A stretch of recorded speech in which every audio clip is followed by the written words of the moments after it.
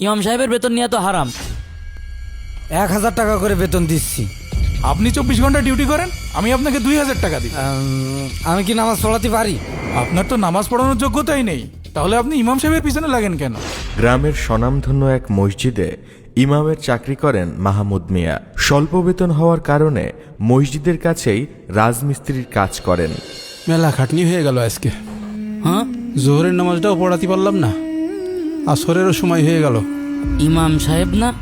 ইমাম সাহেব, আপনি নামাজ পড়াতে যাননি কেন? আজকে একটু কাজের চাপ বেশি ছিল, এই পাশের মসজিদ থেকে জোহরের নামাজ পড়ে আবার কাজ শুরু করেছি।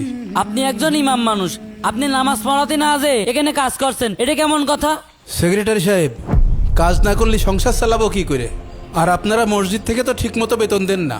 বেতন তো আপনাকে 1000 টাকা দিচ্ছি, তাও আপনার হচ্ছে না। একজন মানুষ সংসার চালাবে, 1000 টাকায় কি সংসার চলে? আমার তো বাড়িতে মা বাপ বউ বাচ্চা আছে। আপনারা তো ইতিহাস শোনার মতো সময় আমার নেই। আপনি না পারলে সাপ সাপ বলে দেবেন যে আপনি নামাজ পড়াতে যেতে পারবেন না। ঠিক আছে সেক্রেটারি সাহেব, আমি কাল থেকে ঠিকমতো নামাজ পড়াবো ইনশাআল্লাহ। আর একটা কথা শোনেন, ইমাম সাহেবকে রাজমিস্ত্রির কাজ, ভ্যান চালানো, এসব কাজ ইমাম সাহেবের মানায় না। কোনো কাজই ছোট না। আসলে কিছু হুজুরদের কমন সেন্স বলতে কিছুই নেই। এত নিচু কাজ করলে আপনার পিছনে নামাজ পড়তে আমাদের লজ্জা লাগে, এটা আপনাকে বোঝা উচিত। যখন বেতন দিতে পারে না তখন লজ্জা লাগে না, ছোট কাজ দেখলেই লজ্জা লাগে। আল্লাহ এদের হেদায়েত করুক। সেক্রেটারি সাহেব, একামত দেন। কেন সেক্রেটারি ইকামত দেবে কেন? ইমাম সাহেব কোথায়? ইমাম সাহেব একটু কাজে গিয়েছেন, এজন্য দুপুরে আসতে পারবেন না। এই খ্যাত মার্কা ইমাম সাহেব কোথায় পেয়েছেন? প্রায় দিন জোহরের নামাজ পড়াতে আসে না। হুজুরের কাজ কাম তো মোটেই হচ্ছে না। আর জুমার নামাজে আলোচনাও ভালো করে না, প্রত্যেক জুমায় শুধু সুদ ঘুষ এসব নিয়ে আলোচনা করে। কি বলছে ভাই এসব? সেদিন দেখলাম নামাজ না পড়ায় রাজমিস্ত্রি কাজ করছে। এসব লোকের পিছনে নামাজ পড়া যায়? কি আমাকে হুজুর রাজমিস্ত্রির কাজ করছে? হ্যাঁ, সেদিন দেখে তো আমারই লজ্জা লাগছিল। এসব তার কাটা ইমাম পরিবর্তন করেন যত দ্রুত সম্ভব। আচ্ছা, আজকের মতন আপনি নামাজ পড়ান, আর সেক্রেটারি আপনি ইকামত দেন। আল্লাহু চলেন আকবার, ভাই। আল্লাহু হ্যাঁ, আকিব, আকবার, ওঠো। আল্লাহু আপাতত নামাজটা পড়ে আকবার, নি। আল্লাহু আকবার। কমিটির লোকগুলো আবার ইমাম সাহেবের পিছনে লেগেছে। আমার মনে হয় এই ইমামও বেশি দিন টেকবে না নে। এই কমিটির লোকজন ইমাম সাহেবের পিছনে যেভাবে লাগে, এরা মনে করে যে ইমাম সাহেব ওকে টাকা দে কিনা গোলাম। ইমাম মানে তো নেতা, এরা সেই নেতা বলে তাকে মূল্যায়নই করে না। এরা কি মূল্য বোঝে নাকি? এরা ইমামের সাথে কামলার মতো আচরণ করে। আমাদের এই হুজুরটা খুবই ভালো মানুষ, নিজের দায়িত্ব সবসময় ভালোভাবে পালন করে। কমিটির লোকজন ঠিক মতো টাকা দেয় না, 3 মাস 6 মাস করে টাকা বাকি, তাও সঠিক সময় সে আজান দিত, নামাজ পড়াইতো। এসব সুদ ঘুষখোর কমিটি দিয়ে এর চেয়ে বেশি ভালো কিছু আশা করা যায় না। ভাই, মহল্লার ভিতরে তো আপনার অনেক সুনাম রয়েছে, আপনি চাইলেই তো এই কমিটির বিরুদ্ধে একটা ব্যবস্থা নিতে পারেন। আপনি একটু কিছু একটা বলে এই কমিটির বিরুদ্ধে একটা ব্যবস্থা নেন। এসব মূর্খ নির্লজ্জ মানুষের সাথে কথা বলতে আমার ঘৃণা করে। আর আমি বললেই যে ওরা শুনবে এমনটা না। কিন্তু ভাই, চোখের সামনে একজন ইমাম সাহেবের সাথে যা করছে, এরকম অন্যায় জুলুম তো আর সহ্য করা যাচ্ছে না। আপনি একটু তাড়াতাড়ি কিছু একটা করেন। হ্যাঁ, ঠিকই বলেছ, আমাকে এর একটা ব্যবস্থা নিতে হবে।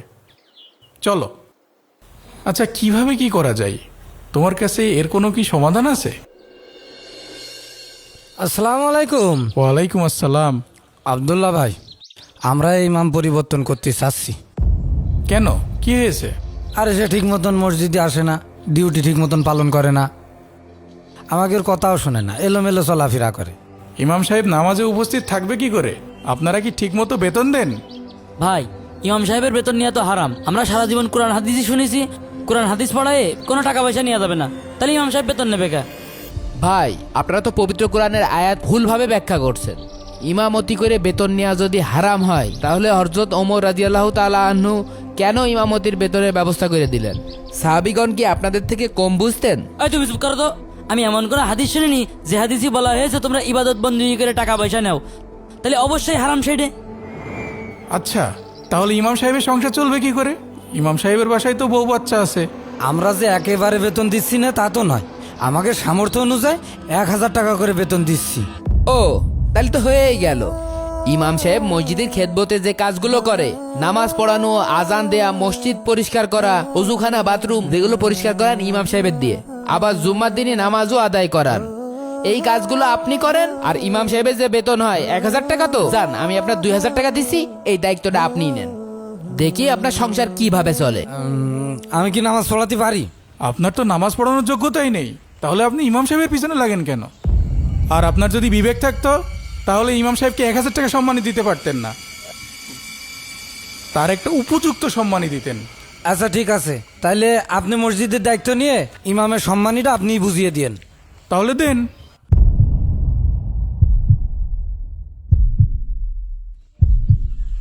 কি হলো, চুপ করে আছেন কেন?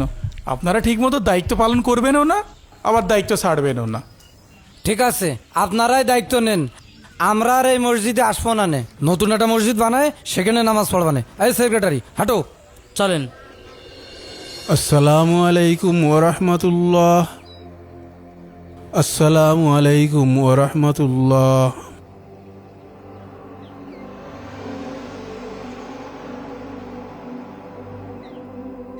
সম্মানিত মহল্লাবাসী, আমি আপনাদের উদ্দেশ্যে কিছু কথা বলতে চাই, আপনারা একটু মনোযোগ সহকারে শুনবেন।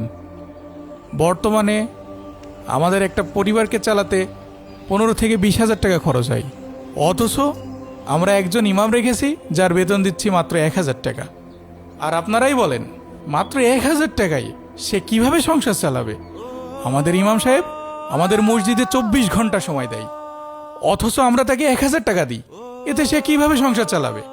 যার কারণে সে বাধ্য হয়ে বাইরে শ্রমিকের কাজ করে। হ্যাঁ হ্যাঁ, তাছাড়া আমরা দেখেছি ইমাম সাহেব ইমামতির পাশাপাশি রাজমিস্ত্রি কাজ করছে। এতে তো আমাদের সমাজে মহল্লার নাম খারাপ হচ্ছে।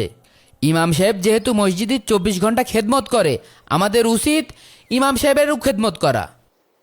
আর আমরা চাই নে আমাদের মসজিদের ইমাম সাহেব পথে ঘাটে রাজমিস্ত্রি কাজ করুক। আমরা ইমাম সাহেবের যে টাকা প্রাপ্য আমরা তাই দিতে চাই। আপনারা কি আমার সাথে আছেন? হ্যাঁ হ্যাঁ আসি। তাহলে আজ থেকে মহল্লার প্রতিটা বাড়ি থেকে 200 করে টাকা দেওয়ার জন্য অনুরোধ করছি। কে কে রাজি আছেন হাত তোলেন। তাহলে ইমাম সাহেব, আজ থেকে আমরা আপনার পাশে আছি। তাহলে আসি। আসসালামু আলাইকুম। ওয়ালাইকুম আসসালাম।